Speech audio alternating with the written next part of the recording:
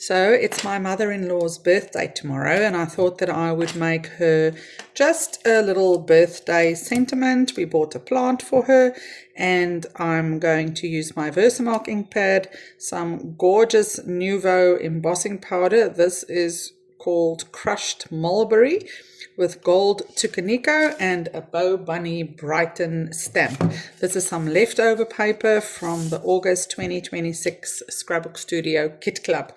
So let's get going. First of all, I am going to remove the stamps that I want to use, and I have decided to use that little frame, and I'm going to be placing that onto a Tim Holtz grid block stamp block that is the right size.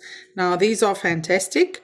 You can see that they've actually got grids so that you place your stamp mooi lekker lined up, okay, so that nothing is skew, except that my paper is a little bit too small.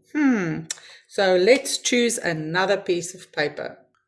So that happens a lot to me, but I found this piece left over that should be perfect. Okay, so I'm going to first do the one color of embossing powder and then the second one. So I'm dabbing my ink to my stamp, and that is kind of a golden rule with any stamping that you do.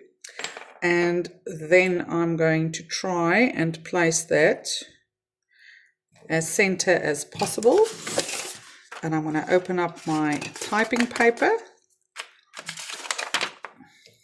press that down nicely, get a good impression. So obviously that's a clear ink, and it acts like the adhesive that will hold the embossing powder. Now I'm going to do the frame in gold, so I'm going to cover this liberally with some gold embossing powder.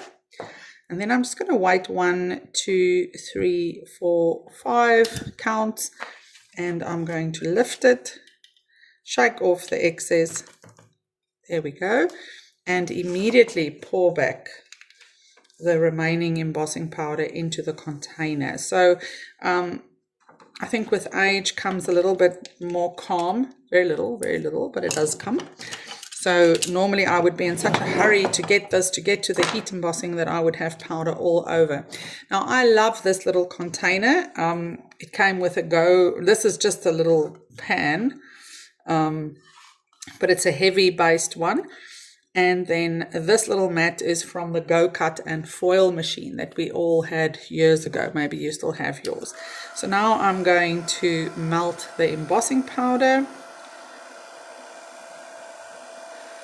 If you have a heat tool that blows a bit stronger, you might want to hold your element down with a tweezer, but look, that's always the magic. I hope you can see how the powder is melting.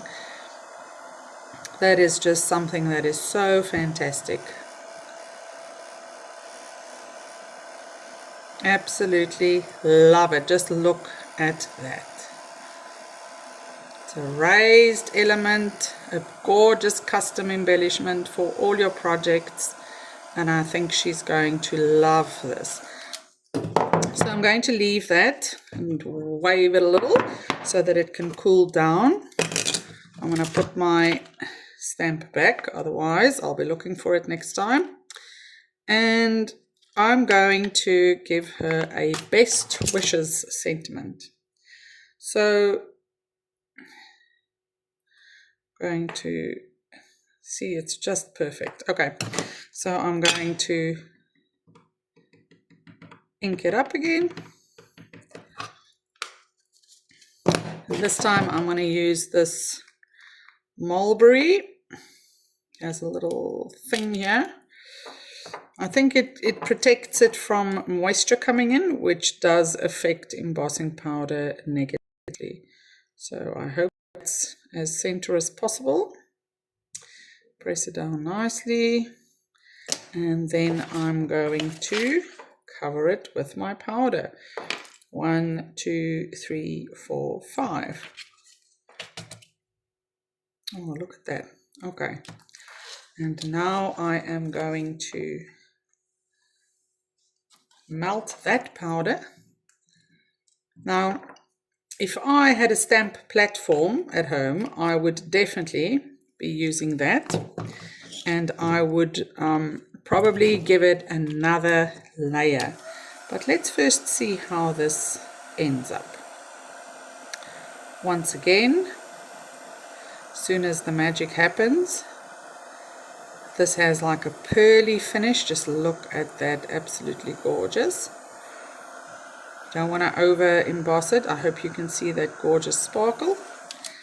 There we go. And I am just going to, I think, has some really nice sentiments at the back. So I think I'm just going to put that in her plant. And there is heat embossing.